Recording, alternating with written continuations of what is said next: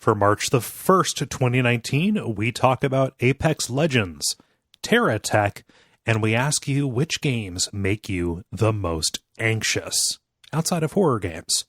Welcome to level 276.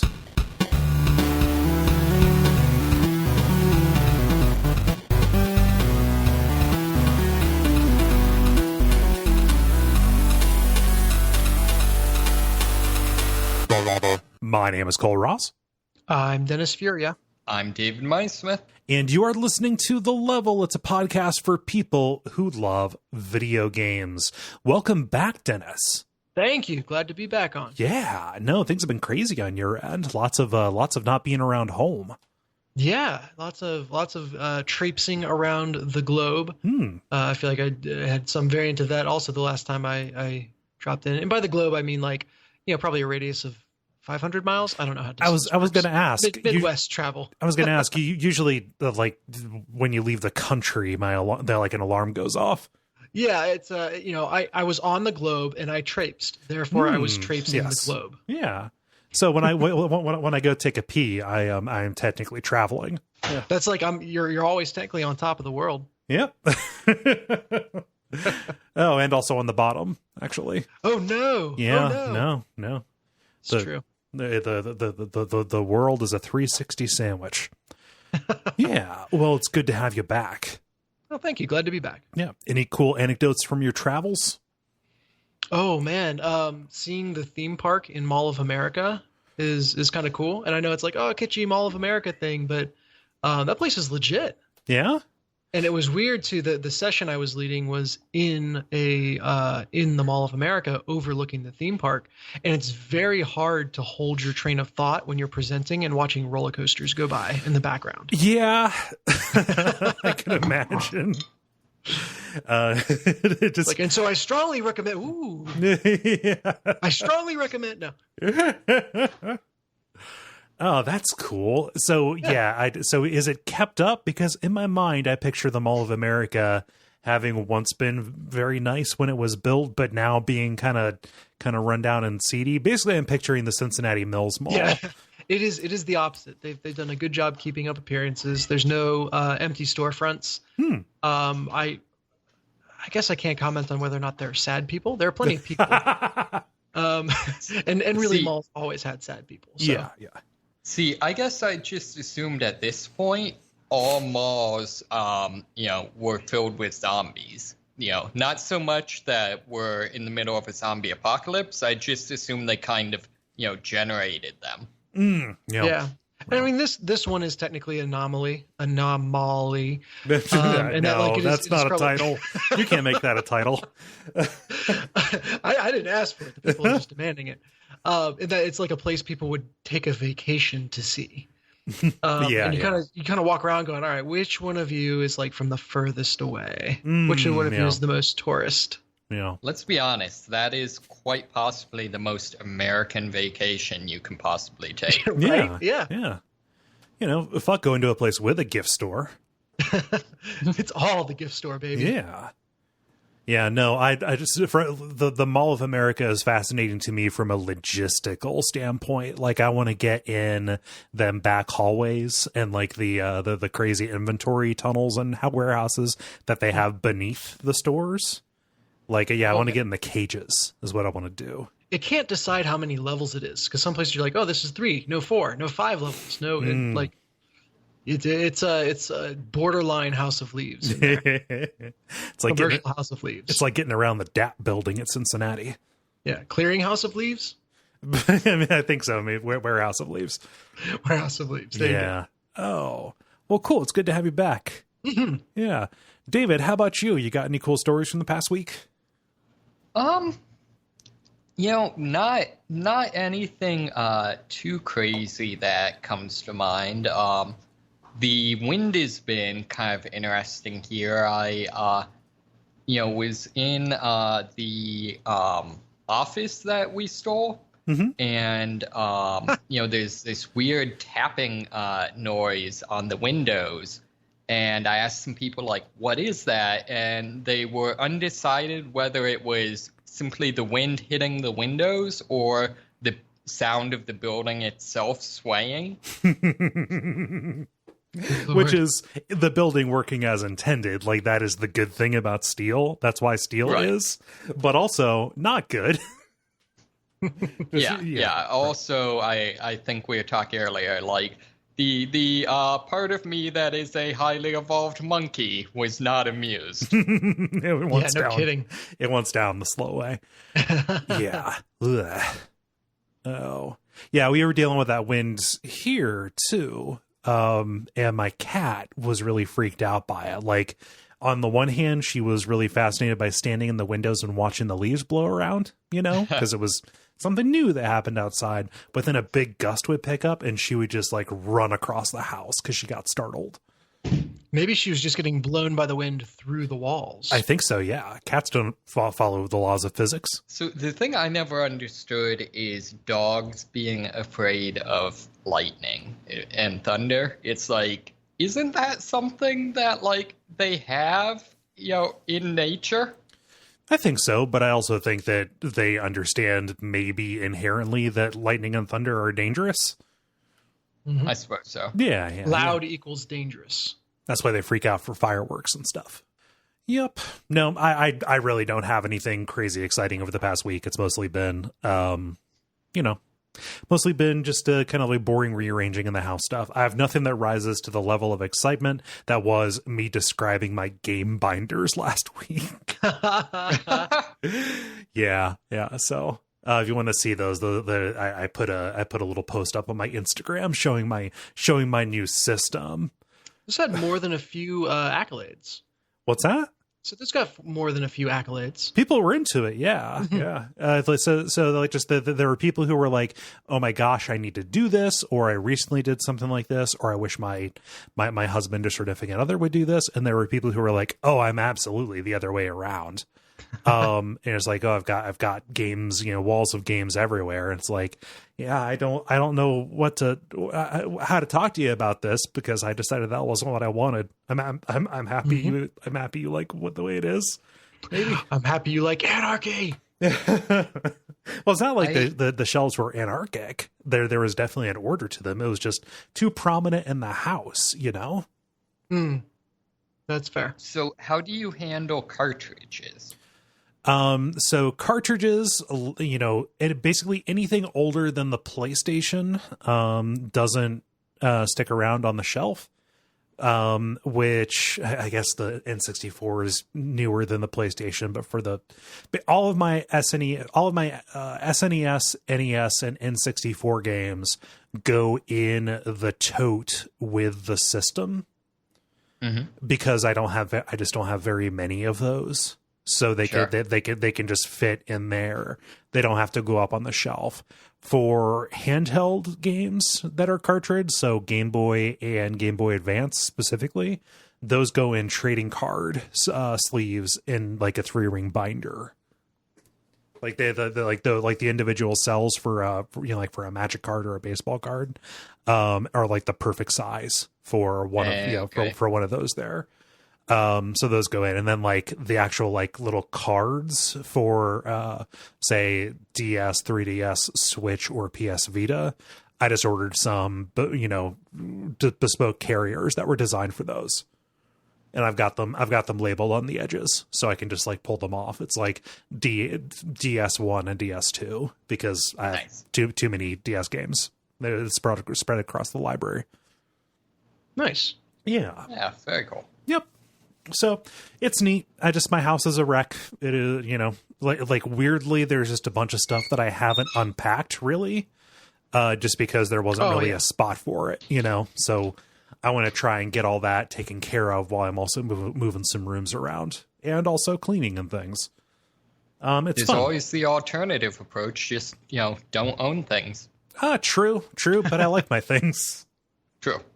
Yeah. They show my accomplishments. Hi, I'm a person who owns things. Hi, I'm a person who makes poor monetary decisions. I mean, it's the owner, man. Not necessarily. Do they all spark joy though, right? I'm sure they all spark joy. Kinda. No, I don't go in for the Marie Kondo thing, but I understand. I understand that as a rule. Just be like, I mean, just there's a real basic reason. My dust mop does not. Okay, that is a lie. My dust mop does actually spark joy. Let me think of something that is toilet paper. Yeah, toilet paper. Well, I mean, I buy a specific toilet paper, and I know without it, I would be miserable. They're just. I feel like this is one of the fundamental differences between me and you, because I literally buy whatever toilet paper is cheapest. I can understand that, but you get into some real, like, if you cheap out and you get a Scott that's like 1-ply or whatever, like if it is objectively horrible. But well, no, just like, so it is both horrible, but to your personal system, let's say, but also it's inefficient. Like if it is bad toilet paper, you're going to use more of it. Granted. Yeah. So, I found the toilet paper that I like. So yes, it does spark joy, but there is a notional perfectly utilitarian item that you have in your house. Let's say this, the extra cans of paint that are left over from when I bought the house from the remodel, right? Those don't necessarily spark joy for me, but I know when I move some shelves around and I have to pull out wall anchors, I'm going to have to patch the hole and then also patch the paint over the hole. So that does not necessarily spark joy when I, move those around on the shelf. However, if I got rid of them, my life would be harder because then I would be living with an unsightly, piece of spackle on the wall. Right? I think what you're saying is you are a man who loves utilitarian things. Maybe. Yeah, it's possible. I think so. Yeah, that's on that one, I can't even give you a hard time because I did spend a significant portion of this weekend trying to figure out what is the minimum selection of household cleaners I can get away with. It's actually shockingly few. Yeah, although on the other hand, that basically ended up with me spending way too much time on Wikipedia reading exactly why does ammonia clean. Oh yeah. It makes it clean by making it smell different, so that way it's clean. Exactly. Oh, so yeah, getting down to that, but there's stuff that I do throw away. I've got some pens and pencils that I've had since college or maybe high school. Just at one point, I maybe bought a whole bunch of pencils, and I don't use that kind of pencil anymore, but it's still around. Just because there's always been room for it. Oh well. But that's been my story. I didn't expect to spend as much time on that as I did. But it just kept going, didn't it? And it's still keeping going. Oh no. So now that I have talked myself into a corner, how do you all feel about getting started with the regular kind of show, brief multiplayer and grind? Do we have a quorum? Let's go. Okay. Now it's time to get started with The Brief, where we talk about things that are happening in the world of video games around us. We got a smattering of stories here. I'm going to do, I've been really going overboard. I brought 2 stories again. However, they are all kind of related in that it is one of my favorite kinds of stories, which is beloved games come to the Switch. Mm-hmm.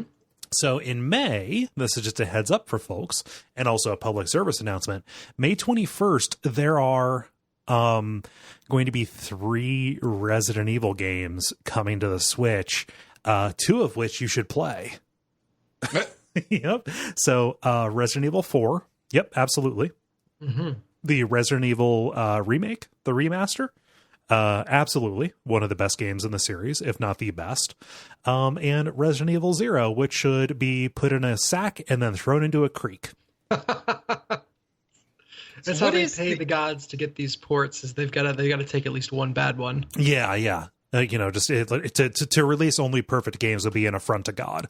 So, so what is the canonical status of Resident Evil 0? Because that's the one that gets leeches were the villains the whole time, right?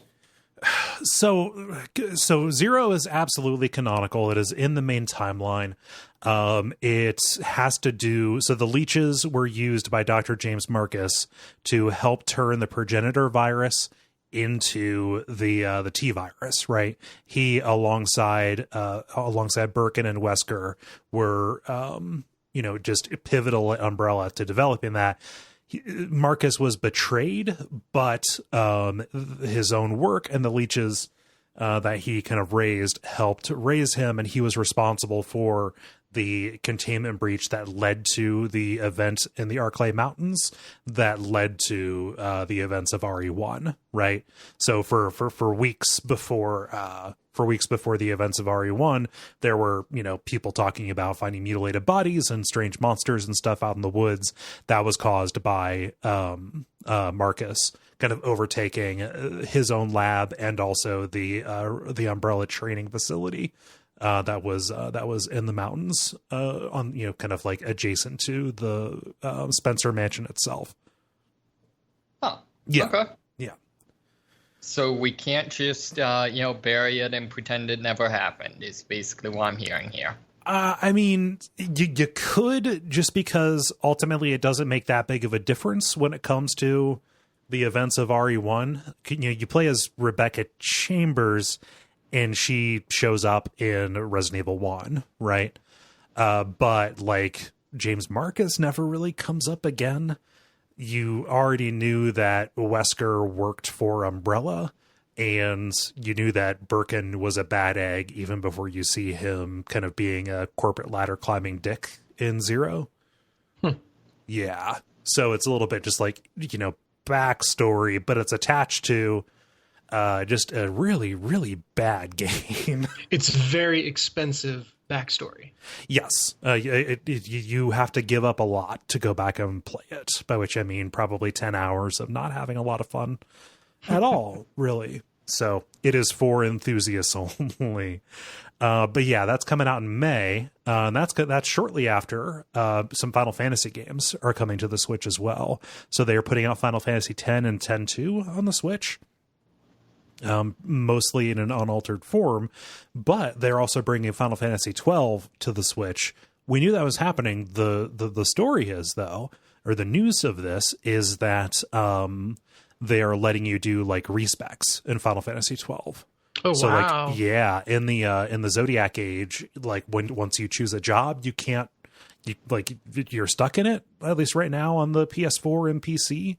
I imagine they're going to patch this feature in, but yeah, when it comes to the Switch, they're going to give you the ability to, to reset things if you want to. So good on them. Yeah. It's just them figuring out what people want and being responsive to it. And that is good. If you're releasing the port anyway, why not get in there and monkey around a little bit? 12 is also coming to the Xbox One. No one plays Xbox One. There are people who have them. I'm just kidding. It's one of these things where I'm like, oh, that's a great idea. That should be super easy to add everywhere else. But I don't doubt that there's like something that makes this incredibly hard to port. Probably. Like everything is more complicated than you think it is. Oh, of course, yeah. So saying why don't they just always has a bit of a bummer of an answer. Mm-hmm, mm-hmm. Yeah.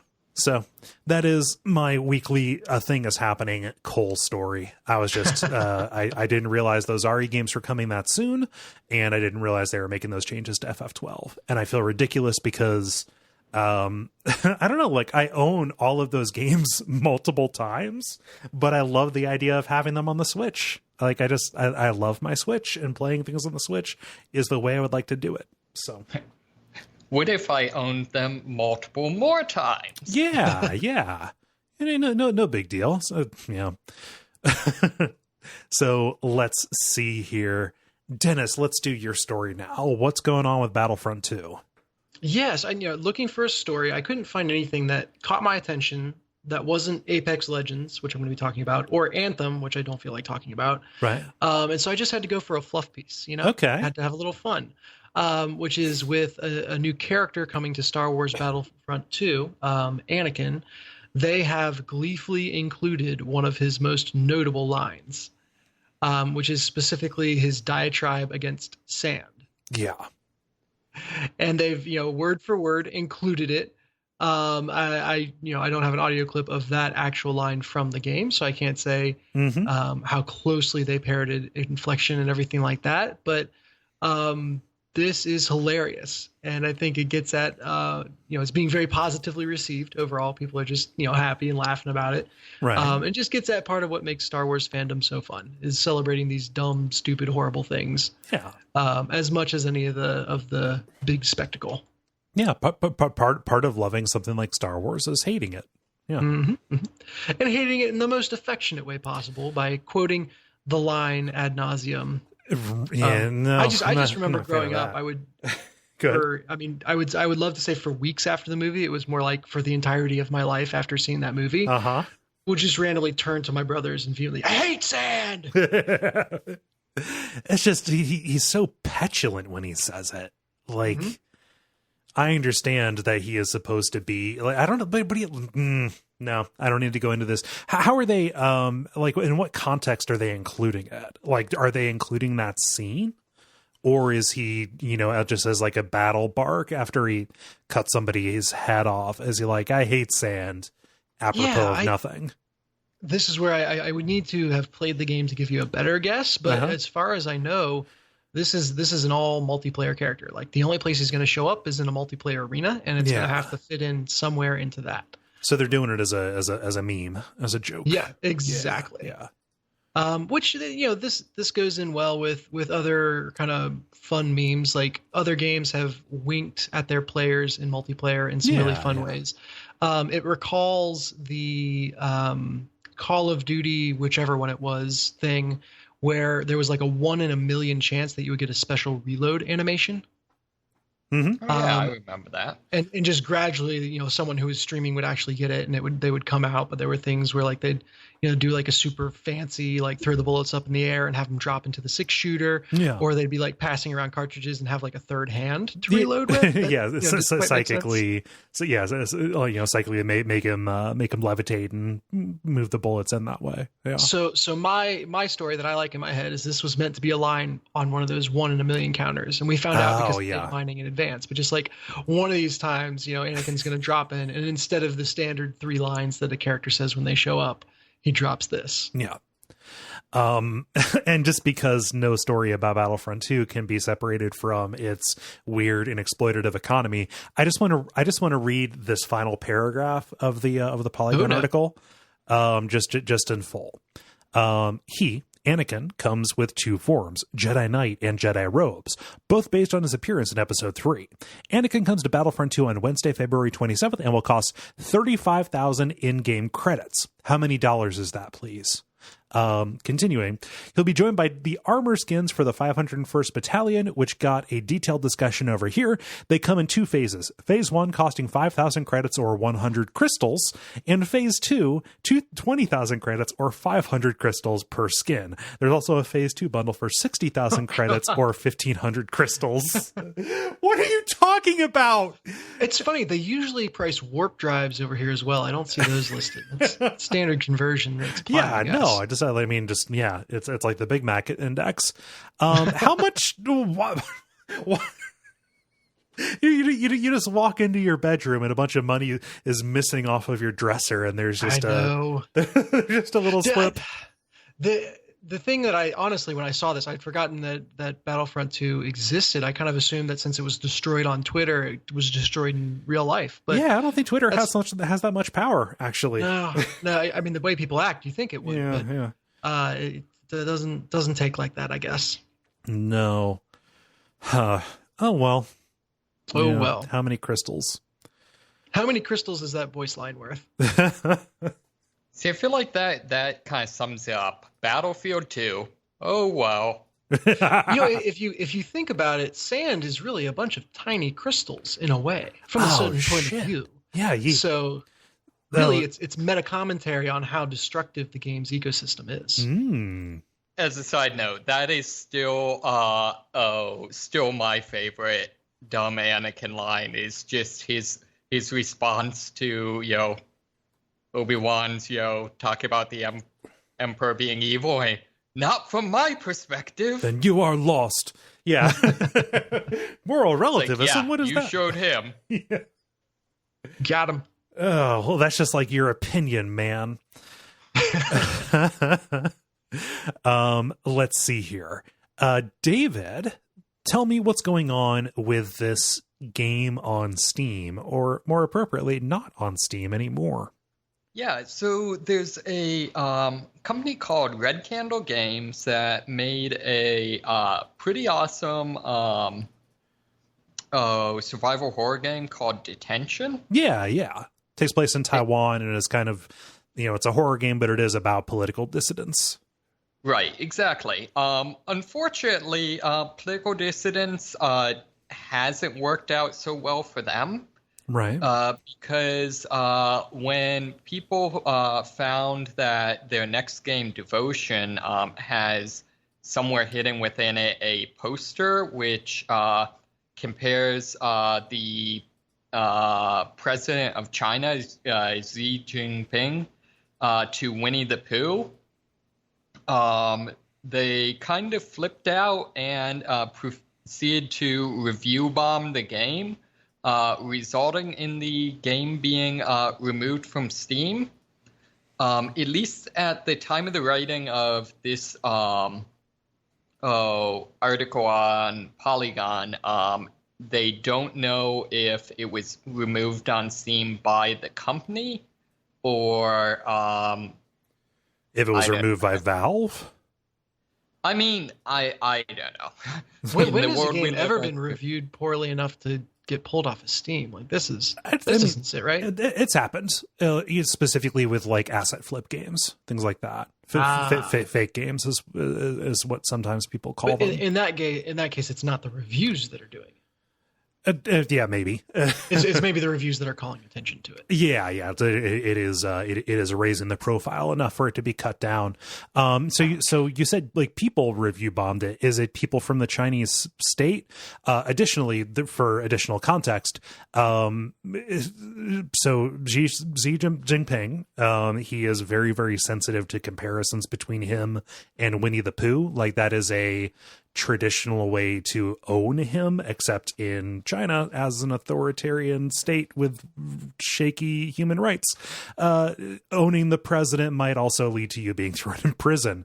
So who was it that was review bombing it? Because like, was it just folks, or was it people in China with a political I want to say axe to grind, but I that is less charitable than I want it to be. Do we know where this was coming from? So it seems to suggest that it was people in China, although it doesn't really say anything suggesting that it was like, anyone with direct connections to the state or anything. Yeah. My understanding is that, like, I don't know, like, obviously there's a lot of, angst between, in China over Taiwan. Right. And so, I've heard of things like this before, so I'm guessing just average people. Yeah, no. Man, no, I don't think that a game should be taken down or review. Like, it is bad for people to review bomb a studio for this, even if the inclusion of that was politically provocative. That rubs against me. Call me paranoid or anything, but I would fully guess it's an organized by the government effort. Yeah, they have done more terrible things over much stupider stuff. Yeah. So why not this? Well, I mean, I'm bummed out. I didn't know Red Candle was working on anything else. And now I can't get it on Steam until they put it back up. If we they should have ever done my put it story back last. Damn it. Oh, man. Now I'm bummed out. There must be another way to get it. There has to be a secondary market to play it, because Detention's really good. Mm-hmm. Oh, well. Multiplayer. Now it is time for the multiplayer, where we ask you a question and then you answer it. This is my question this time. So I asked, what type of game or which particular game makes you the most anxious. And I put an addendum here. No points are awarded for just naming a horror game. Yeah, so just a little bit of additional trickery here. Getting started, Darus, who I do not believe I've seen a comment before. If so, hello welcome. there. Yeah. So Darus says, top-down perspective games. I just can't play those kinds of games. The Legend of Zelda is my favorite game saga, and I can't play all the games that have that perspective. It's frustrating. I would like more information. That'll get you. Yeah. I would think that would be a very comforting perspective because you can see more. Like nothing's going to come at you from behind. Yeah, until the wall monsters start coming at you, then all bets are off. Well, yeah, but at least you can see the shadows. Yeah. Let's see. Dennis, what does Mark say? Mark says, any game with an overarching time limit, no matter how superfluous. The 3 years, I think, mentioned in Stardew Valley, the time passing in Persona games, anything like that. Sure, I may have ample time to do everything and more, but I actually have to worry if I'm making bad choices every single day. Yeah. That's why I play video games, to get away from that. Come on. Yeah. I do not like being reminded that time is the only resource I can't get back. Kind of the source of most anxieties, if you think about it. David, what does Jonathan say? Jonathan says, anything multiplayer where I am expected to perform. One screw-up starts winding the ratchet, inevitably leading to more. I don't like failing people, even if it's a game. Oh, it's so bad, especially if you're making people wait. Oh, I hate it. I hate making people wait. Because if I get the entire squad killed, that's fine. We can just respawn. If I hold them up for 5 minutes while I try to figure out how to open a door, infinitely worse. Oh, I mean, there's a time dilation. Like, you just for you, if you spend 5 seconds, making them wait, or so it seems to them like 5 seconds, like who cares, whatever. To you, it feels like 20 minutes. Like, oh my gosh. Yeah, I think my big one for this sort of thing is in GTA Online when you're forced to drive. Oh yeah. Oh, like geez. there's certain missions where either A, it'll be a thing where like I don't know, everyone gets in, say, the gunner seats in a vehicle or something like that, so you obviously need to drive, or more likely for some of the more structured missions, someone will be assigned to driving. Mm-hmm. And it's very much a thing whenever it happens to me, it's like, dude, you guys are making me do this. Like, it's all on you. Yep. I didn't ask for this. Oh. Rube says, a game that comments on something that has happened to me or someone close to me. Literally, almost, or somewhere between. Let's see here. Games like The Cat Lady, That Dragon Cancer, and Hellblade Senua's Sacrifice. Yeah. Understandable. The Cat Lady is, that was really real for me as somebody who suffers from depression, and that is a very, very harrowing depiction of depression. Oh, yeah. I mean, it's one of those things where like, this is, it sucks. Like, I won't say you don't ever want to be in that place, but like there can be something cathartic about it. But games are like uniquely equipped at engaging people on this level, which, those three examples I think are places where it's been really powerfully used. Yeah. So not to be like I don't think Roop is saying like you shouldn't have these experiences. Like you kind of gotta go in knowing what you're getting into, I guess. Yeah. But it's video games are really good at those. Yeah. That's one of the things that I think is like weirdly bad about Doki Doki Literature Club is that I think there are a lot of people who know like the mechanical twist of it, but what really, really got under my skin and affected me was like there is a subject matter twist that specifically that involves some of that really heavy stuff that you might have traumatic personal experience with or relate to, and it comes out of nowhere. And like with all of these examples, the Cat Lady or That Dragon Cancer or Hellblade, it kind of wears its about thatness on its sleeve right? Yeah. It Yeah, advertises. It is the poisonous frog that is brightly colored. Yeah. Mhm. Let's see. Dennis, what does Jack say? He says, does it have a score that translates to tiered rankings in every level or in multiple selections? That stresses me out. I couldn't finish Bayonetta because I was obsessed with getting a perfect score on every level. Oh yeah, no, that's the wonderful joy of not giving a fuck. Just learn to let go, as the extremely cold movie from the Disney Mouse Corporation said. Oh Yeah, I'm very much the opposite. Like that's all I guess I am able to like see I don't have anywhere near the best score or near the best score, but not really, and be okay with it. Yeah. Love all those. I want to be like, where am I in relation to everyone else at this given point? Ranked mode, please. Which is judge me, grade me, evaluate me. yes, yeah. But no, I totally get that being stressful and terrible if you're not constantly looking for that petty validation. Yeah. David, what does Nathan say? Nathan says, timers. I do not get anxious by general time progression when it's segmented and tied directly to untimed choices like Persona. I appreciate some of these restrictions and I think it can enrich the game. However, timers which correlate to real-world time make me manic. Specifically, a game which ties your score to a timed completion mechanic.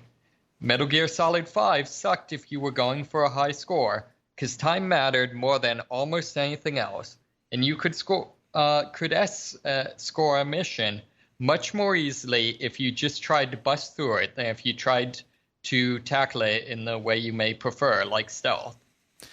Yeah, especially if you are attempting to get a high score on those, time immediately starts making it makes me notice like small annoyances, any small delays or imperfections, and I want to immediately start optimizing it. It's kind of like, oh man, I accidentally, started walking in this one direction. I had to go back. Nope, restart it. Yeah. Like just every single small problem I still have to causes think about which corridor to take. Yeah. Nope. It's like I've never been able to find this, but at one point I saw a like an animated GIF of pro level StarCraft play where somebody was trying to take their little worker units and direct them to the crystals in like a particular way. It's moving really fast because it's pro level StarCraft play, but like he accidentally clicks on the ground once and then immediately pulls up the menu and quits, because even missing one click would put him behind appreciably in that level of play. Man, that's inconceivable. Yeah, it's a bit much, but I always think about that when I start restarting things for that reason. The one genre where this is okay, racing games. Oh yeah. Oh no, you clearly have never played a racing game where you can time out. Well, what do you mean by time out? Like just run out of time, or? Yeah, like going back to GTA Online. Once someone finishes third, everyone else has 30 seconds to cross the finish line. Otherwise, they get a did not finish, and whatever payout you would have gotten for your position is prorated by how many checkpoints you still had to go. Okay. It's really bad, especially since it's literally 30 minutes, regardless of how long the track is. Oh, wow. Ugh. Or 30 seconds, sorry, 30 seconds. Yeah, no, it puts up the shot clock. Yeah. Tyler writes, anything with an underwater level, I'm immediately anxious. The eel from Mario 64 scarred child me permanently, and now I am terrified of any largish aquatic enemy. Subnautica was a horror game for me, and I didn't even leave the shallows. Wait, what was... Are there people that Subnautica was not a horror game for? That game was terrifying. It is not designed to be like a spook 'em up, but it is definitely an oppressive and alien feeling to be stranded. I have a bit of a feeling from this that is actually from playing Mario 64, where it first kind of manifested for me. There is a certain, and well, it's not about the eel, but like when you are diving down and you're running out of you have a limited amount of oxygen, and like you're in some of the tunnels, or you're in like the downed ship or whatever, and you're trying to find your way out, but you can't. Just the idea of being underwater in tunnels, or a place where you cannot immediately get back up, makes me extremely nervous. And I don't understand people who like cave dive. Oh, wow. Dennis, what does Steven say? He says, Mega Man games always stress me out.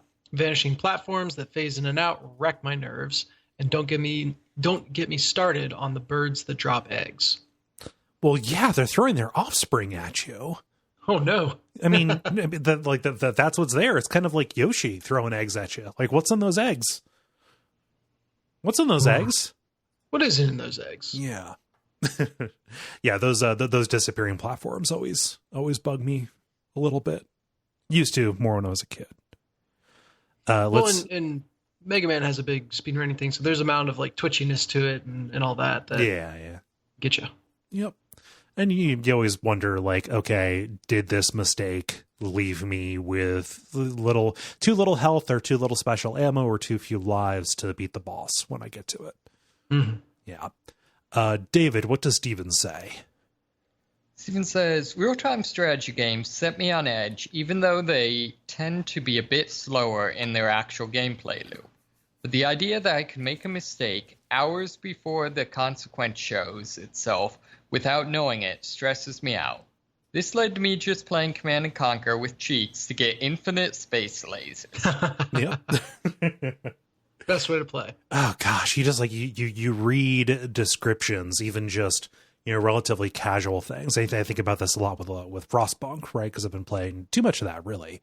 And just like, yeah, no, just like your decisions in the first 3 days, your build order, like if you charted how many resources you would get over time, and like if you're going to hit the kind of the thresholds that you need to survive some of the more inclement situations. Yeah, no, it makes a huge difference. It's like one of those charts, like, okay, what would happen if you started putting $10 away every week when you were 20 versus putting $100 a week away when you're 30, and you realize, oh, I'm 30 and I'm fucked. Yep. Yeah. Just the RTSs run you into the compound interest problem. Mm-hmm. Oh, let's see. This would be, man, I forget who this is. This is me, right? Alexander? Mm-hmm. Yeah. Yep. Alexander says, dialogue heavy games where there's no clear right answer. How many times have I gotten to that timed dialogue prompt in a Telltale game and been like, all of these seem disastrous. You can't make me pick one of these options. Oh, and so-and-so is definitely going to remember this. Yep. So is The Witcher 3 basically Five Nights at Freddy for you? Well, in Telltale, there's also the ... option that triggers if you spend too long talking. Oh, yeah. And sometimes ... is the right answer. Yeah. I kind of want to see, I mean, this would be the easiest, like, challenge run ever, but I kind of want to see what the game is, say, Walking Dead is like if you just never speak. I'm positive somebody's done a run like that on YouTube. Mm-hmm. Just at the end, Clement's like, why did you never speak? He just says, nobody ever asked a question worth answering. Oh, man. Let's see. Dennis, what does Chris say? He says, every boss battle in Alpha Protocol, since I never like to spec for combat garbage. Yep. No, it's any of those games where the combat isn't what you're there for, but it is what they force you through anyway. Mm-hmm. Yeah. And did that have puzzle-esque combat garbage where it's like, well, you need to learn that they're weak to electricity and bring all electricity weapons? Oh, yeah. Ugh. Ugh. David, what does Chris say? He says, I've had games give me panic attacks. It seems to be mostly driven by ambient sounds and pulsing backgrounds. The Stonehenge base in Earthbound is one that I remember causing some issues when I was a kid. There was the red hallway section of PT trailer thing that was extremely similar to the perception I've had during those panic attacks. The weird visual effect plus faster walking kind of freaked me out as to how accurate to what I've experienced. Then the spooky ghost happened. I got super scared and deleted the game. Oh, but now you can't get it back. Mm-hmm. Yeah, no, PT was very good about that. You know, invoking the panic attack feeling. Huh, yeah. Yeah. I need to go play that again. It's been several years since I've done it. Huh. Anyway, Dan says, co-op and team-based games. When I have to think and consider strategy and survival aspects for more than one player, it stresses me out to the point that I will avoid the game rather than play. I have enough shit of my own to contemplate when I'm saving the world. Give a guy a break. Oh. Don't play Atlas Reactor. That is... Oh, your squad is depending on you. Yes, but it is like even more obvious. It wasn't. You didn't. It's never. You didn't twitch fast enough. It's always you made the wrong decision. Oh, you could have done anything, but you did the exact wrong thing. Oh man. Let's see. Dennis, what does Martinus say? He says real-time strategy games have a tendency to stress me out, especially if it's competitive multiplayer RTS. Back when StarCraft II first launched, I had a blast climbing the ladder in multiplayer. The fun stopped once it got more about winning than having fun. Yeah. And trying to constantly plan ahead and outsmart my opponents stressed me the hell out and made me really anxious. Yeah. That'll get you. Yep. Don't click the ground. Nope, because you're going to have to quit. You'll lose your rank because you bailed out. Ugh. Finally, David. No, not finally. David, what does David say? David says, anything that does not pause while I'm in menus. I love JRPGs, but if the monsters keep attacking me while I'm trying to decide which fire spell I want to cast, I end up accidentally casting something that heals the enemy instead of hurting them. So, This comes into effect in MMOs and other games as well. My wife always makes fun of me because I spend an extra 15 minutes every time we're in a safe zone trying to arrange my bags and action bars so I know where everything is when things get rough. well, that's just good organization. That makes sense. Don't let somebody make fun of you for being ready. Because you know what they say. If you prepare for something, when something happens, you'll be ready. Mm-hmm. Yeah. It's a Hank Hill quote. And then rounding things out here, Gerald says, Super C on the NES. It's a Contra game. After level 3, it's anxiety to the max to the end of the game. Seems like if I die after level 3, I can't finish the game. And if I don't die until level 5 or later, it's all good. Oh, yeah. Yeah. The mid-game. Yeah. So yeah, Super C is good and fun, but I can't help but resent it a little bit because that is what is on the NES Classic instead of just straight up Contra. Oof. Yeah. And I would rather play the original Contra, especially, when you have like 2 controllers. It's right there. It's a good game. It was a good game. Yeah. So we can do our answers. So I was prompted to do this question because we recorded the episode of Watch Out for Fireballs about Papers, Please today.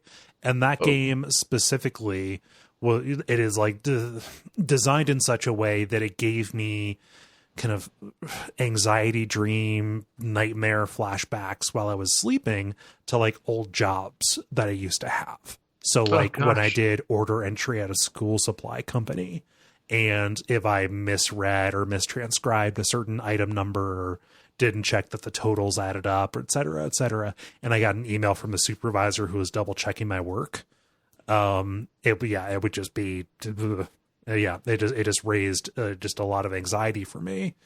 That, however, is not necessarily my answer. The big one that I can think of most notably was the original EverQuest. Because if you were headed out And fast travel wasn't really a thing yet when I was playing it. Like there was the Nexus where you could do some kind of warping, but it was very limited compared to like the plane of knowledge, which would let you warp anywhere.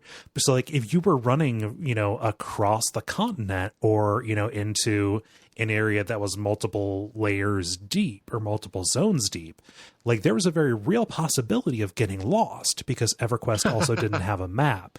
And so like you were kind of navigating by dead reckoning and by looking at maps that you found on like Alakazam, just like websites where somebody had drawn a rough map of where you needed to go. And it was really important that you knew where you were going because certain areas, if you walked the wrong way, you would run into monsters who were way over leveled for you. Or if you walked through certain areas at the wrong time of day, you would just be ripped limb from limb and respawn back where you started. And it might potentially have to do a disastrous corpse run to get back to your stuff.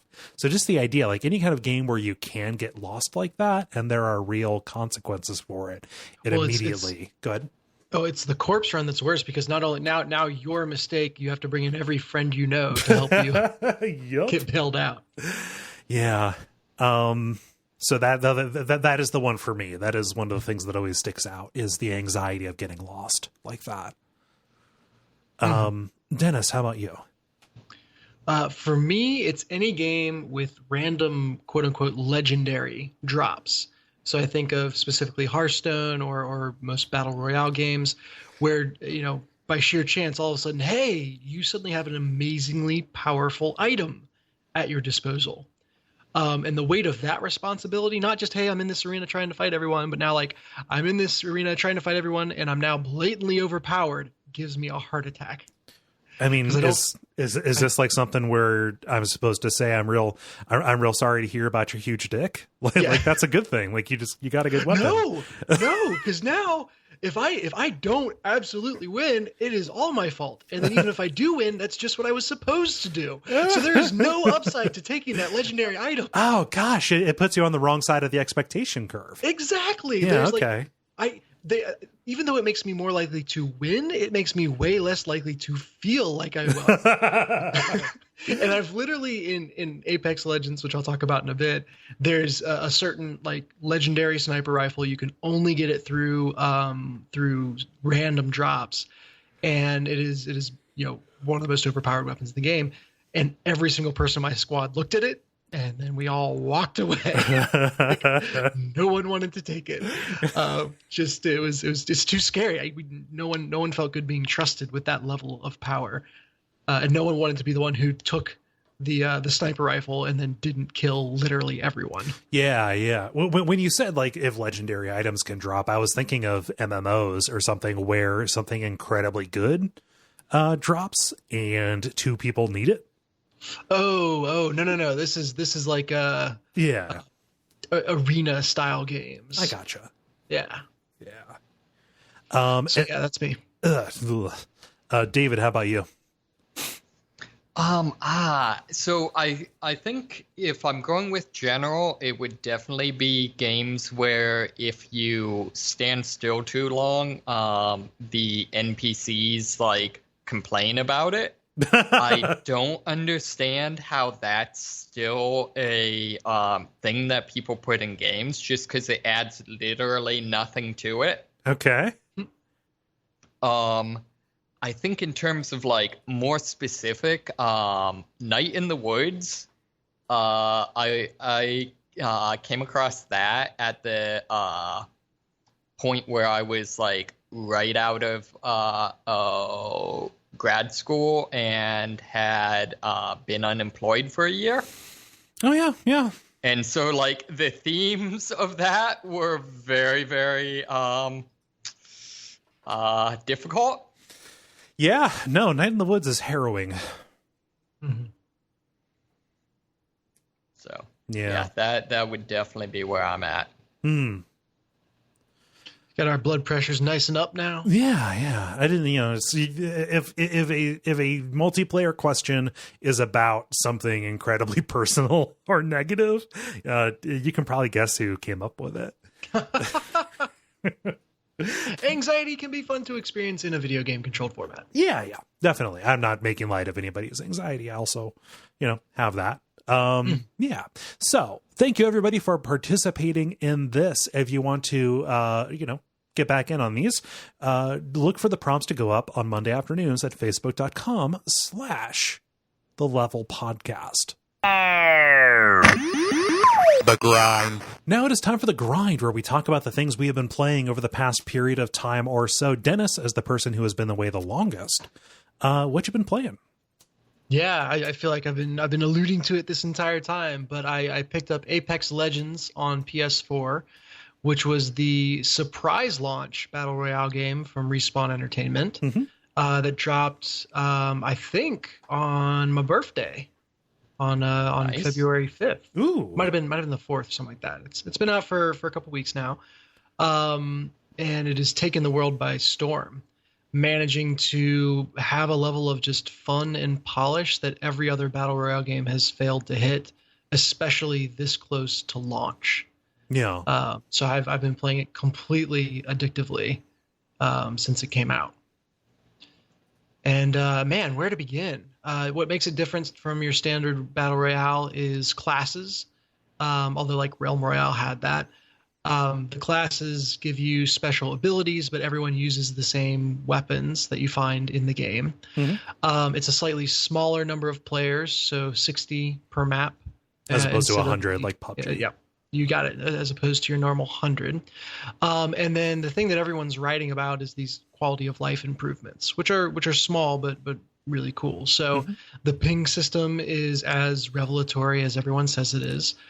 In fact, my favorite was the Onion article on how they have this great feature. It's a ping for I have explosive diarrhea and need to step away for several minutes. I shared that. I shared that on Twitter just because I found it so relatable. Not because not because I have played Apex Legends, but because I have digestive issues. Yeah, no, I mean, I would be surprised if it wasn't actually in there somewhere, because it works really well.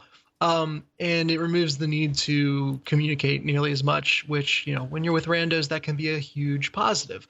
A 3-person squad and a smaller map and group of players, I think, does ratchet up the overall need for communication, though. And you feel more rewarded for communicating just because it's easier to do and seems to have a greater impact. And that could just be my impression, but the kind of slightly smaller scale of the battle royale game makes it feel that much more rewarding, however you choose to communicate with your teammates. Yeah. The other cool thing is the idea of being the jump master. So one person by default controls the direction of the entire squad while you're falling down. And what that allows you to do is stay as a unit, which makes you more likely to succeed. But if you're following, it allows you to just kind of look around and see where everyone else is going. Yeah. And so my mental picture of the macro level of the game going into an opening jump is so much better than it's ever been for any other battle royale game that I've played. Nice. And that's I'm sure at a higher level of play, the people doing Fortnite and PUBG are doing all the same things, tracking where other people are going. This just makes it easier to do that at a lower level. Yeah. Which is great. And I see no reason why that would, cheapen the experience for really high levels of play on the other side. Yeah. So unqualified win there. Nice. Before we get too far away from talking about the classes and things like that, I've got a 2-part question for you. Cool. The first is, which character do you play as? I won't understand the names, but if you say like roughly what traits they have, like what role they fill on the team or what special ability they are. So which character do you play as? Lifeline till I die. She's the medic girl. Okay. Go ahead. Next question. Cool. Next question. What player do you feel like your squad or what character do you feel like your squad absolutely has to have? Ooh. So I mean, you're playing as Lifeline. Like, what other character is indispensable as part of your squad? Because like a 3-person squad, and they're like what 8 heroes you play as? Yeah, there's only 8 right now. Yeah. So like there's a tremendous amount of variety, possibly between any individual squad. Man, that's tough. I think I say it's so funny. My answer is going to make it sound like classes are pointless, but it also like belies the strength of the game, where it really does kind of depend on just what flavor you want. Yeah. And there are some things about like, oh, well, these two characters have smaller hitboxes, therefore OP, et cetera, et cetera. But really, there's no characters. I'll say it this way: there's no characters that I would recommend against. Okay. Like if you like a certain character, chase your bliss, man. Go, and no one. I've never seen anyone get salty at someone for using a character either. Okay. So there's not just. So there's no situation where, like, in Team Fortress 2, whenever somebody spawns in a sniper, it's like, well, fuck you, because that's useless. Exactly. Yeah. I will say, if you're planning on jumping into a crowded, like, claustrophobic area, taking Caustic, who's one of the unlockable heroes, is very wise, because he by default has these, gas bombs, I don't know what to call them, that are very good indoors. So if you know you're going to be running around indoors, bring a Caustic. Yeah. But no, other than that, like I've messed around with almost all the legends at one point or another. But given that I don't intend to invest any money in this game, I decided fairly early on, like, Lifeline suits my play style, and seems to be viable, like, at least in this meta, such as you could call it. So why focus anywhere else? And I haven't gotten bored with her yet. The main variety comes very much from the guns that you're able to find in the course of the game. Yeah. So does it have the big focus on scrounging that like PUBG had, or? Yes, but as with everything in Apex Legends, that loop is tightened up pretty quickly. If you can get to the mid game, you're probably able to find the weapons that you want. There's a roster. There's probably 5 categories of weapons and 3 to 4 weapons in each of those categories. And you're coming across a pretty much constant stream of loot throughout the game. So you're able to kind of get what you need or what you want fairly quickly. At the same time, that ping system, you can see something that you don't want and ping it, and you'll just announce to everyone on your team that it's here in case anyone is looking for it. So it works very smoothly. Cool. Yeah. I definitely early game. I've had plenty of games where you drop in and you don't find anything in that first room, second room, or third room, and then you're surrounded and dead, which sucks. But it's minimized. Yeah. Sure. The characters. So I made it sound like the characters don't have any impact. They certainly bring unique flavors to the game. It's just very impressive that they don't have any complete duds so far. Yeah. And the personality that they bring is really fun. Like, the characters all feel unique, and just as there aren't any bombs or duds in terms of mechanics, there's also not any duds in terms of like, oh, that's the annoying voice line that I never want to hear again. Like, yeah, they all kind of feel fresh and fun in their own way, without any of them being too over the top to become annoying. So it's just a little Goldilocks game. Everything's just right. Nice. Yeah, I'm having fun with it. The other thing is where I have never ever been able to actually win PUBG or Fortnite, despite a good amount of time invested. I think I won. First off, my very first game ever played, I won. I was completely carried by teammates, but I won. Nice. And then since then, I've probably had about 10-ish wins. And it seems, I know I'm not great at shooters, so I know it's not me. I think there's just something about the smaller size of the game or what have you that I'm just able to get wins more consistently here than I have in any other game. Yeah. So that's another reason that'll keep me there longer than I have been on the others. Well, you get those early wins and it makes you feel invincible. I literally wondered as I saw the champion title come on the screen, I'm like, they have to like buff new players or something. There's no way. If that's really good UX design. If you like just like the worst possible thing for either to happen is for you to land and immediately get shot. Yeah. And die. Yeah. Like, okay, well, I guess this game isn't for me now. So they must be just putting some kind of invisi shield around new people. That's the only explanation. Yeah. But hey, I'll take it. Yeah, why not? It worked. So yeah, I've been playing a ton of that. I've been playing my Trackmania. I've been playing my Atlas Reactor, but that Apex Legends has been dominating my time pretty much. Nice. So yeah. That's me. Cool. Well, I'm happy to hear about that. Like, you know, when that was released, we talked about it on the show, and, you know, just kind of like talked about it in glowing terms. Have you played Titanfall or Titanfall 2? I haven't, and everyone's like, oh, you know, it feels just like Titanfall. That's which good. is a good thing. I like yeah, that. It's a very good thing. But I have no experience to confirm or deny that. Yeah. Well, cool. Good stuff. And if anyone wants to squad up, just look for Green Laser. Have you been playing with other folks, like specifically people you know, or is it just pubs? I was gonna say that's the funny thing is I've almost made it a habit to like collect squads.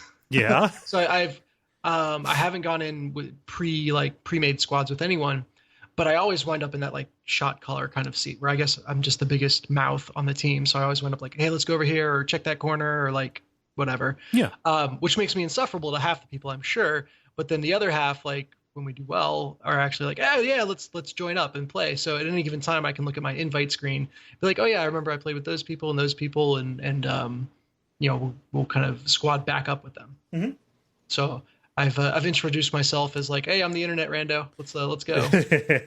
Nice. And that seems to work well. Yeah. Cool. David, what have you been playing? Yeah, so I've actually been pretty busy. I've continued on with Sunless Skies. Mm-hmm. Let's see here. I became a member of parliament. Okay.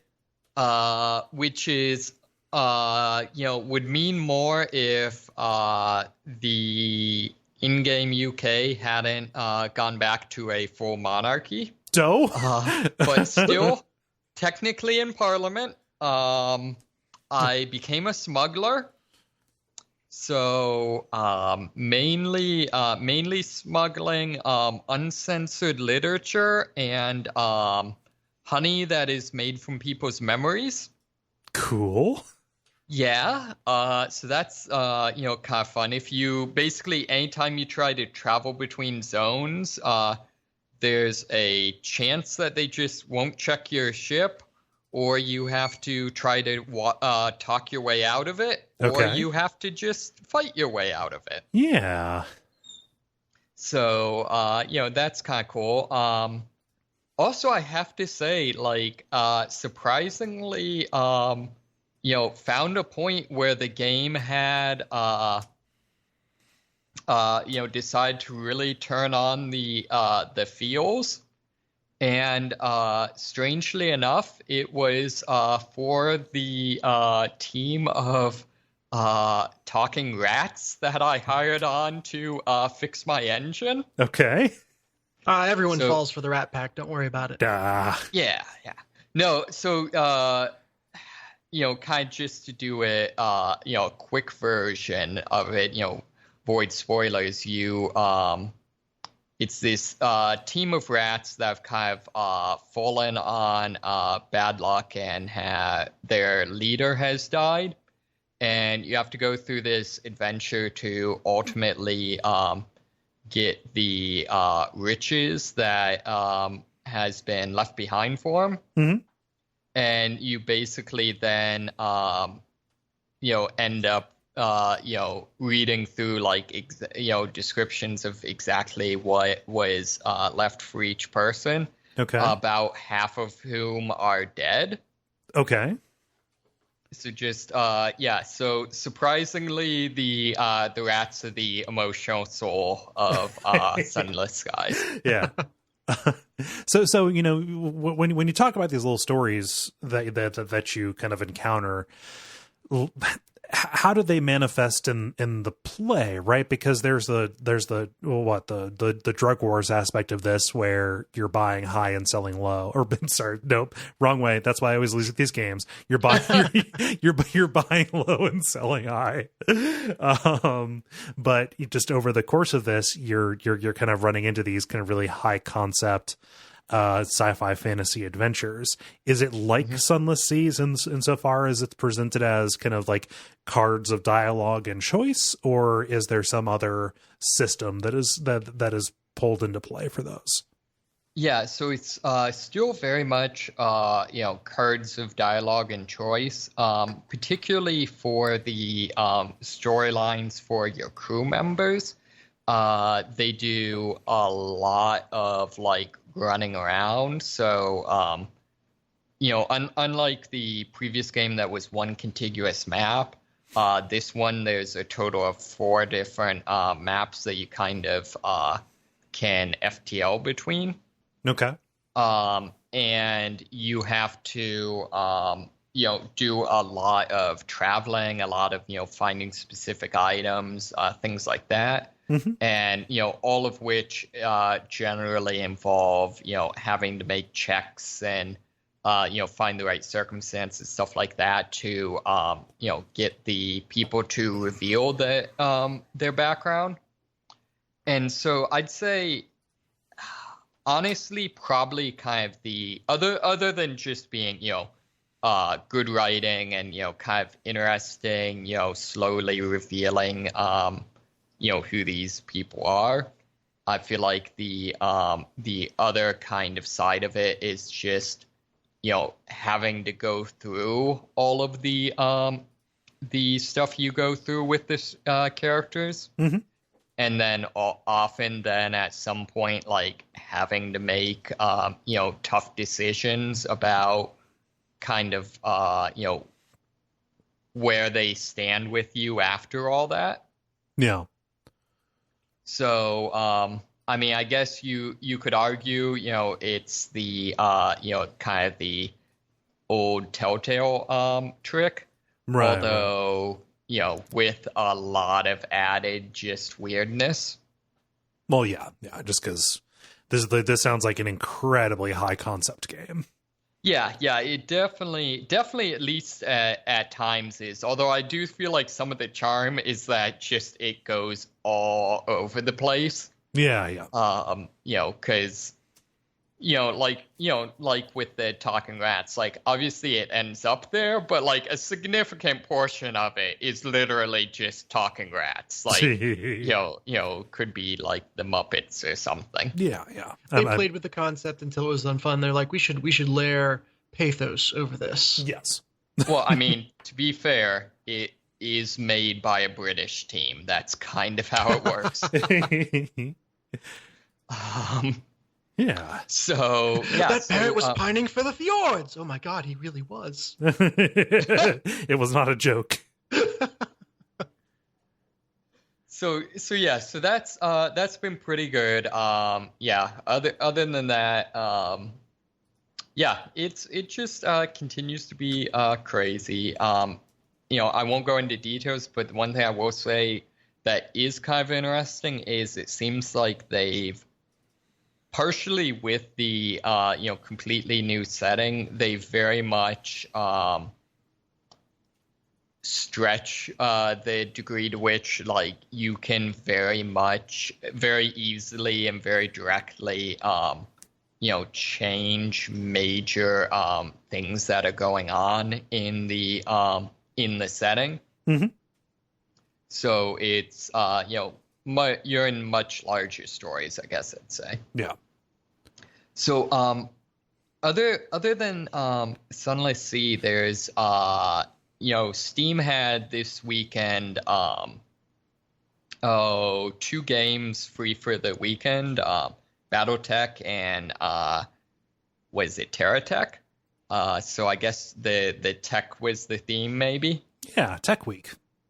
And so I downloaded both of them, tried both of them.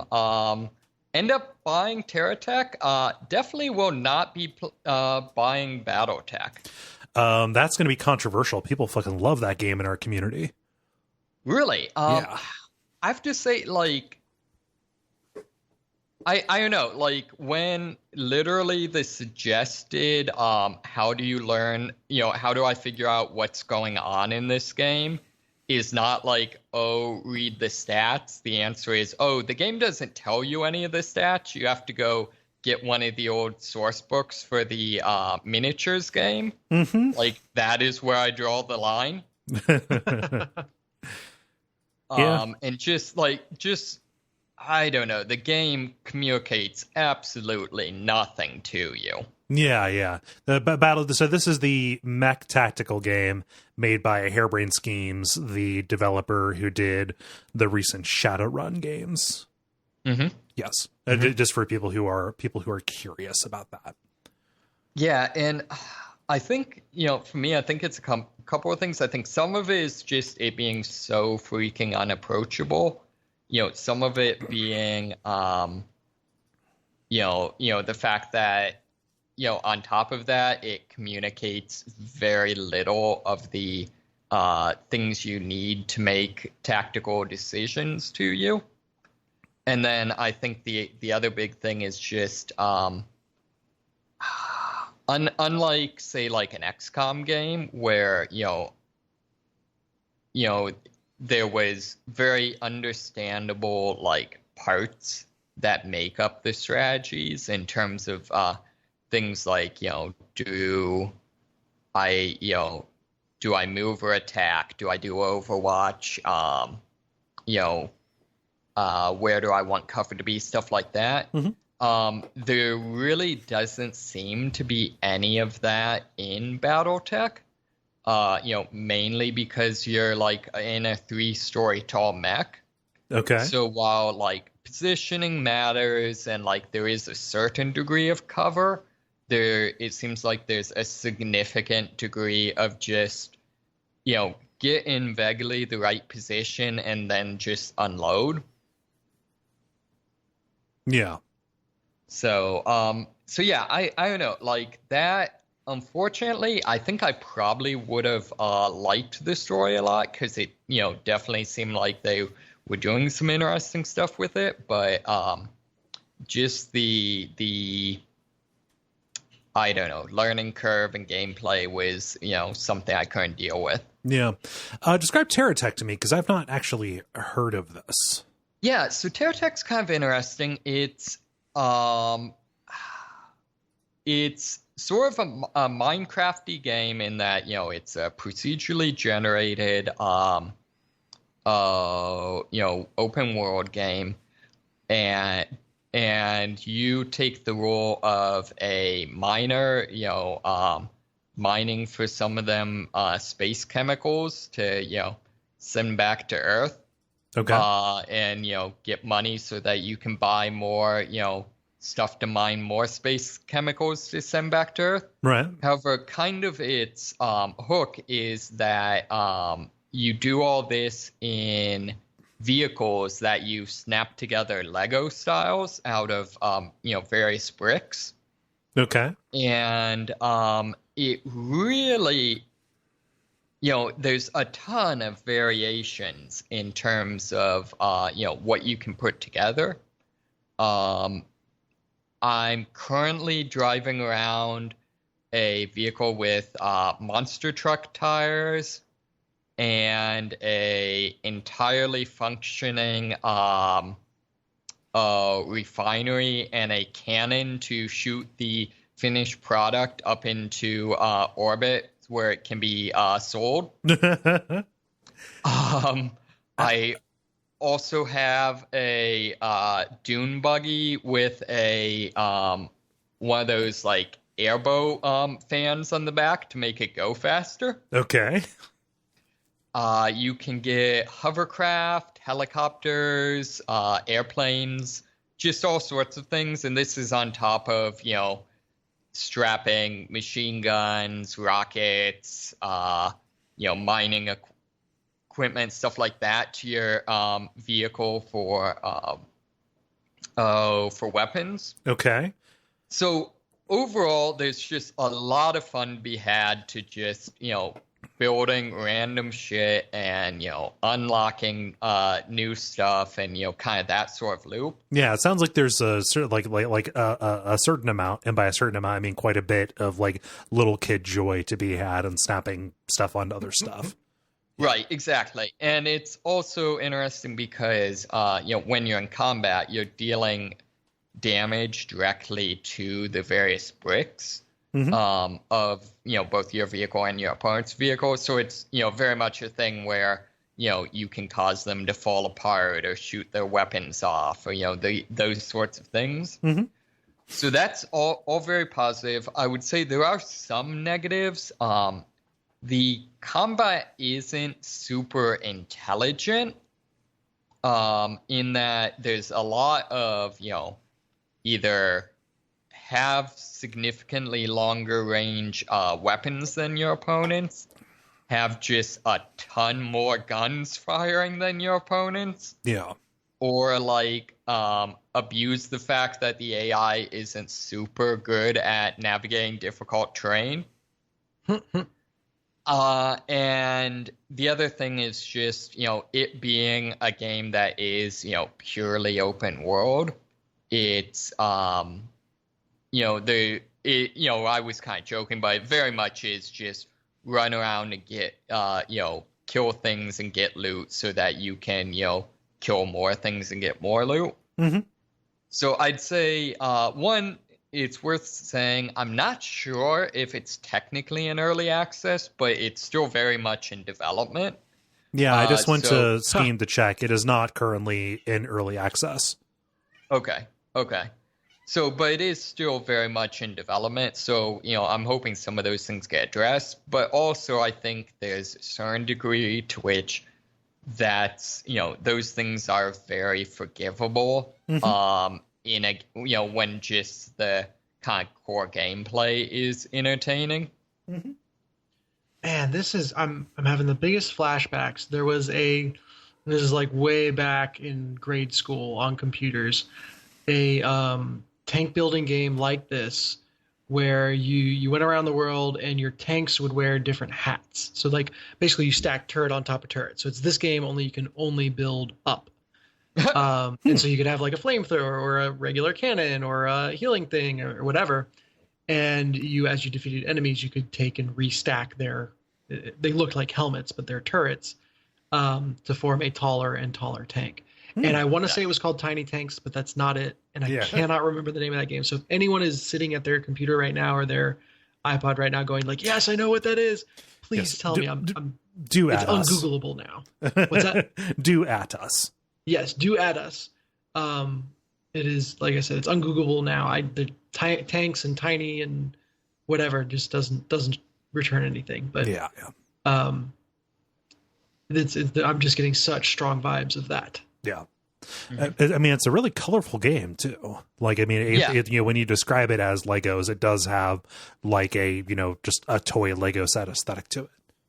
Yeah, and one of the things that's really likable about it, there's 5 different corporations that you can run missions for and get their blocks, and they're all very visually distinct and have very strong themes. There's basically Default, which is kind of a Soviet bloc type of look. It's sort of all around. There's one that is all like heavy industrial equipment. Mm-hmm. There's one that is basically all racing vehicles, which I love just because they're totally impractical for any of the stuff you're actually doing. Right. But it's super fun to just be able to run around really quick. And then I think there's also like a military, and then basically like the one that's the kind of the Apple School of Design. Yeah. I see some stuff that looks like it was like made from Portal. Yeah. Yeah, exactly. Yeah. So so it definitely has a lot of that. It's also really cool in that the enemies you fight, although like I said, not always the smartest, the developers very much are willing to, you'll come across enemies that are just, for example, massive, like 3-story tall cubes with every side literally covered in guns, or like, things with, similarly just kind of combines with mining lasers sticking off of their sides. So, there's very much times where you see stuff and you're like, this will be interesting. Effectively, it's Mortal Engines rolling at you. Yes, exactly. So that's that's about all I have. Send me your hate mail for BattleTech and your love mail for Terra Tech. I would hope that people who are all about BattleTech understand that the things they love about it are also possibly the things that would scare somebody off. Yeah, totally. and to be fair, like it is, BattleTech is a remarkably consistent series in that you could say almost the same things about the first person shooter entries in the genre. Yep. So yeah, which as a side note, those I definitely do recommend. First person BattleTech games. Yeah, the Mech Warrior games. Okay, I didn't realize Mech Warrior was related to BattleTech. Yep, same franchise. Weird. Okay. Huh. Yeah, but it's really interesting. They're basically kind of the polar opposite of like anime mecha. What if mechs were, I guess, kind of battleships or whatever. Okay. Huh. And I was more into Mech Assault, which was the arcade combat one on the Xbox. Okay. Yeah. Cool. Well, I have a bunch of stuff that I've kind of just lightly grazed into, so I've got some first impressions on a lot of these. So I can kind of go through it. It'll seem like I've got a lot, but it is not actually very much. The first thing I want to talk about is the DLC for Resident Evil 2. So this is free DLC that was put out called Ghost Survivors. These are action scenarios that don't have an awful lot of story to them. The idea being there are 3 people that you kind of run across dead in the main game. These presuppose an alternate reality in which they lived, and you are playing as them to do what they were going to do or what they would do.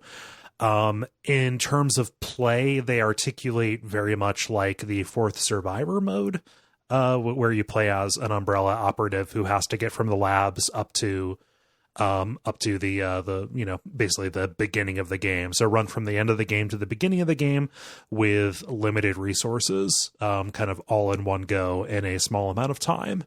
And like the 4th Survivor, all of these scenarios are incredibly difficult. So I was not able to do an awful lot, just because I found myself dying over and over again. What I'm going to end up doing is they kindly included a difficulty selector for them. So you can play them, in their regular mode where you can get a rank, or you can play them in training mode where things are just kind of tilted more in your favor so you can understand like enemy placement and things like that. So in order to see kind of the cool new stuff that they're doing, I'm going to have to end up doing that. And I just don't feel bad because I've never played Resident Evil games for like technical proficiency. Like I've never like gone hardcore in the mercenary mode or whatever. Right. The cool thing that they add in these is new monsters. So each of the each of the 3 scenarios actually has a different new enemy for you. So like one of them is something called like a pale head or a white head or something like that. A take on the Crimson Head from the RE remake, but they regenerate. So you have to use high powered ammo on them, or they'll just keep coming back at you. Another one, they are enemies that will create a poison cloud when you shoot them, and I forget what the third guys are. But yeah, just different things that are not just repeats of monsters that you found in the main game. They kind of add a little bit more texture to them and, force you to understand, force you to figure out how to get around them or get through them in a way that doesn't leave you disadvantaged later on. Additionally, they also have like item boxes that you can get a hold of where like there are 3 items you can pick. And once you pick one, the thing goes away. So you're making choices about, basically, am I going to shore up a shortage that I have, or am I going to try and set up a new strength for myself in future scenarios, things like that. There are also zombies that hilariously have like backpacks on, so you're just running around and like you'll see a zombie in the middle of a crowd is just wearing a JanSport or a North Face, and you're like, I gotta kill that guy because that's where they hide key items and stuff like that. So it's trying to goad you out with like risk and reward kind of stuff, like really good action scenario design. It just was punishingly hard in a way that I bounced off of. It billed itself as such, right? You're not surprised. Oh no, I'm not disappointed in that. It's, I understand that like I'm not necessarily getting this in lieu of something else, and also it was free. So if I complained about it, I would be not great, I think. Cool. Yeah. No, just that's that game. It is really weird, but like, I just kind of want to keep playing RE2. Like I've beaten the game effectively 4 times already. And we're doing it for WoF in April, and I have to stop myself from firing it up to play more of the main scenario because it is just so good. It is so well designed, so satisfying. Yeah. Nice. Yeah. Any questions about that DLC or about RE2 in general?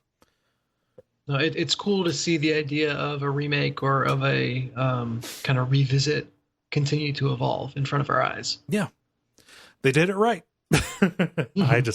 Such a good time for Capcom. Additionally, so I recently streamed the original Resident Evil, not the remake version. I don't know that there is more to say about that game, but I did 2 things after that were related, and I think bear a little bit of comment, especially for people who didn't catch those streams. So I played on the stream the prototype version of the Game Boy Color port of the first Resident Evil. Now, not Game Boy Advance, not Game Boy Advance, Game Boy Color. This is a thing that shouldn't exist because the Game Boy Color is, I think, roughly as powerful as an NES, or if it is more powerful, it is not appreciably more powerful. That said, even though this is a prototype, it's kind of ridiculous how much stuff from the full game is in there. Yeah, so this is not like a 2D version, like where they took the fixed camera angles and tank controls of the original Resident Evil and turned it into like a Zelda-like, which is what would make sense on the Game Boy Color. No, this has the camera angles. This has you walking around in effectively 3D. Again, I remind you, on the Game Boy Color. Wow. Look up some screenshots. Jala did some screen caps and tweeted some of these. So they're readily available if somebody wants to go look for them there. Yeah, it is remarkable. It's not fun to play. Just because it is incredibly clunky. And it's not entirely all together. Like there are just spots where like it's very apparent that it is an unfinished product. But wow, what a historical curiosity! Holy, like the first image that comes up for it, I'm like, oh, I recognize it from when I was watching Kole's HD remake stream. Yep. Like I know exactly where that is. Yep, that's incredible. I know. Yeah. So I mean, like, and I knew this existed. Because back in the day, like when this would have been concurrent, there were magazine articles about this where they're like, hey, this is coming to a portable system. I'm like, fuck yeah. I love the idea of doing portable Resident Evil. Mm-hmm. But it was just kind of canceled. I think it only popped up. As a prototype like in 2010 or something like that. I grabbed a cartridge of this, like it's a repro cart. At a Portland Retro Games Expo or something like that. And I've never got so playing it on the stream was the farthest I ever got, but looking at the screenshots, like there are screenshots of people on the final helipad. Yeah. Wow. Which is crazy. I don't know. Additionally, I played a little bit of Resident Evil Gaiden, which is another Resident Evil game for the Game Boy Color. This one is made for the GBC, so it is not necessarily as clunky as that is. You play from a top down. The combat is kind of strange because you end up doing like almost like a turn-based kind of thing. Somebody on the stream drew a comparison to Undertale. So like a zombie will approach you on the main map, they will engage you, and you fight them in first person. And there's almost like a little rhythm game or golf meter at the bottom where you have to time your presses to be like within a certain zone in order to actually do damage at them. It's a really interesting idea that makes me want to play more of this and kind of makes me bummed out that I dismissed it for so long. It's its own whole story. It is non-canonical. It's been disavowed by Konami. But in terms of ways to do Resident Evil on a portable system like that, it is not the worst way they could have gone. Yeah, very cool. Yeah. People also made fun of it because you play as Barry Burton, which, is inherently funny. He's the Ari uncle. Oh, man. The other thing I've been doing, so this is less of a what you've been playing, but what is your accomplishment? I almost broke the top 3 in Tetris 99.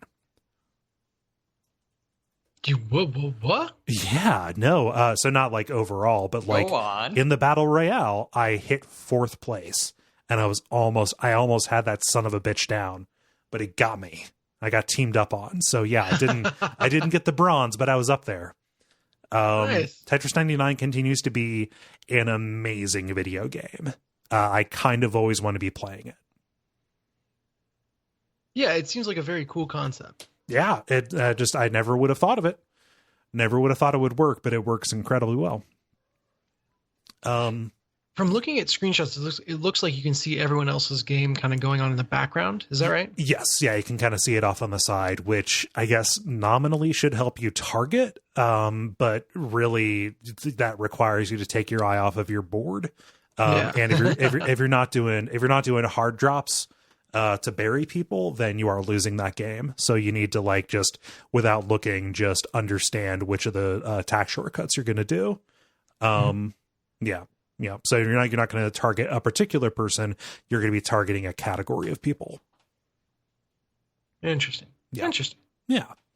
2 other things that I don't know that I have a lot to say about, but this might be more of a put a pin in this because I'll be talking about them more later. Frostpunk, I've played way too much of it. And I have got the horniness for other sim games like that. Specifically, there's so many ways you could have phrased that. No, I chose the one that I feel in my heart, Dennis. I have the horniness. The one that you know to be true. Yeah, I have the horniness for other build and manage sims. So I did kind of some tutorial stuff in both 2 Point Hospital and Cities Skylines. I put it to Twitter. It's basically like, hey, what do people recommend? City Skylines came up, but 2 Point Hospital is one that I've been looking at as kind of the spiritual successor to Theme Hospital. So 2 Point Hospital is very much a new Theme Hospital game, down to a really goofy Wallace and Gromit-esque aesthetic and fake diseases. So like people will come in and instead of having gout, they'll have grout. And one of the first like complicated diseases that you need to solve is called lightheadedness, where somebody comes in with a light bulb for a head and you have to like buy and staff a special facility where people will go in and have the light bulb screwed off and a new head screwed on. So that you might plausible. yeah, like everything is really cartoony like that. I can understand how somebody might be a little bit turned off, and there is another hospital game that is like filled the gap. Product Hospital is the name of it, where it's more of a realistic kind of approach, like you're treating actual diseases and their actual kind of breakouts and things. However, like at the heart of it, below the goofy theming, is actually a pretty good sim where you're trying to manage your budget, you're trying to improve your staff, and you're looking for bottlenecks. which is precisely what I want out of a hospital sim like that. You know, so it's good. I want to dip into it more. And you're rewarded with puns when you find new diseases. Yes. And the game has like a huge, like a huge sense of humor, a very good, maybe just like my kind of sense of humor. Maybe it's just a bunch of dad jokes and references, but like, you know, the tutorial for hiring a janitor is called Charlie Work, you know, like from It's Always Sunny in Philadelphia. So like they have my number to a certain extent. But yeah, it's super neat. I want to play more of it. And City Skylines is fucking incomprehensible. It is a big wall of features and menus that like, it's very funny because, you know, this is the heir apparent to SimCity. Like Paradox only picked it up because SimCity 2013 turned out to be so disastrous. And this doesn't have a lot of the liabilities that game had in terms of being online, et cetera, et cetera. There are so many systems in this, and there is so much like micro managing that you have to do, but it feels like any other Paradox grand strategy game, which is like, I have no inroad into it. And what's funny about the tutorialization in it is that, you know, so your town levels up by population. And as a new player, this makes a little bit of sense because you want to set down your zones and get a few people in, and you go from being like a tiny little village to a little hamlet. And each of these little milestones that you hit unlocks new things. So like at the start, you can only do like zoning and streets and power and water.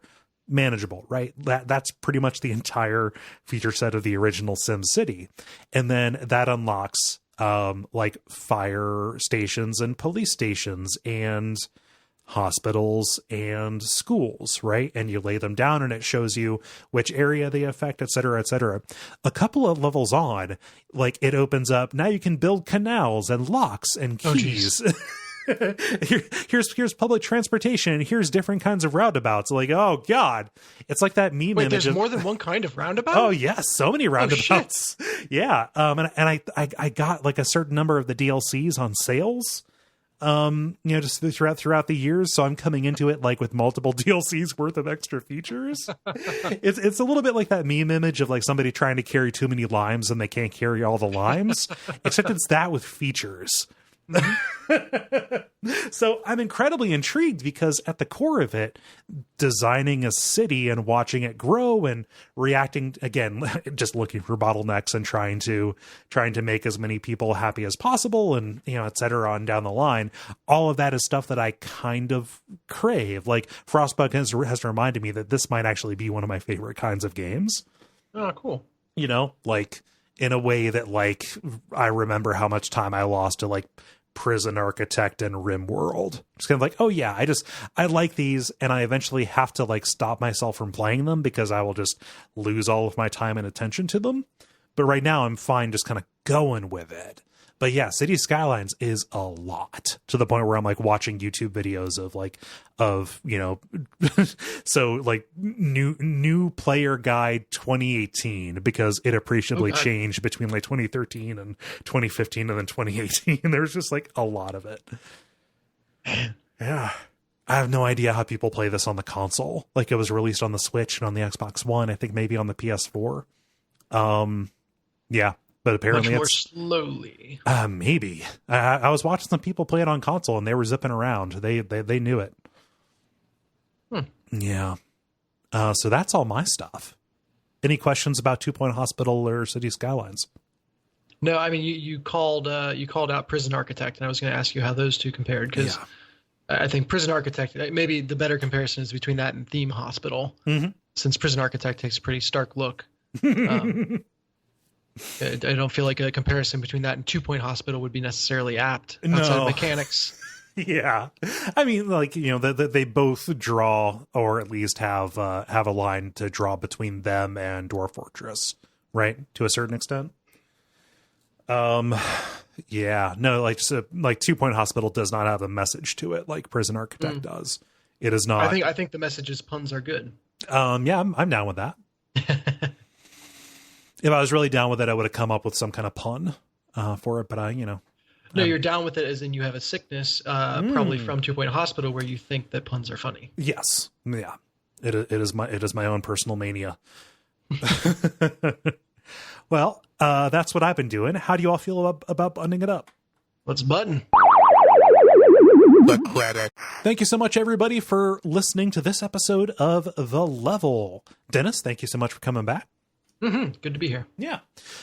So you know the things you can do. I will not bore you with too many details. Once again, a reminder, I and Gary will be in Milwaukee, Wisconsin at the Midwest Gaming Classic, April the 12th, 13th, and 14th. So if you're in the area and you feel like coming out, it's a good, fun time, and I recommend you do it.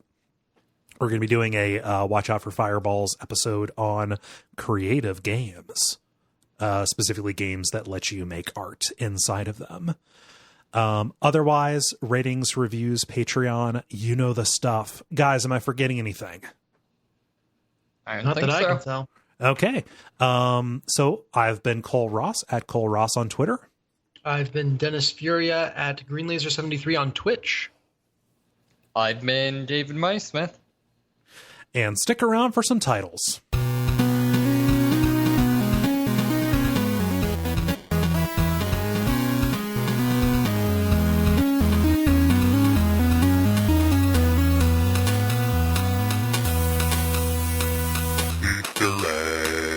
Who's got what? Let's see here. So I did a bad. I was like, oh, I'll definitely remember that thing I said at the beginning. I also have don't click the ground. Okay. But then whatever the thing from the beginning was. Okay.